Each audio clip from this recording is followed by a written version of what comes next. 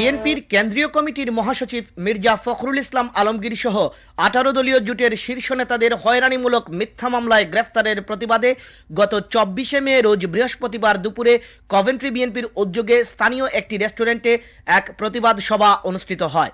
Coventry বিএনপির যুগ্ম সাধারণ সম্পাদক শাহজাহান চৌধুরীর পরিচালনায় এ সভার সভাপতিত্ব করেন স্থানীয় বিএনপির সিনিয়র সহসভাপতি Shamimur Rahman Jamil.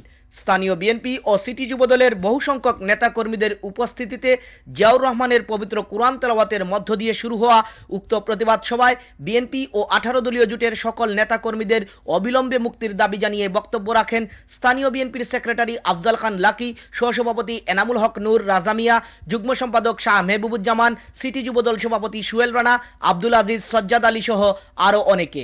Wasiuddin Talukdar Raihan, ATN Bangla news, Coventry.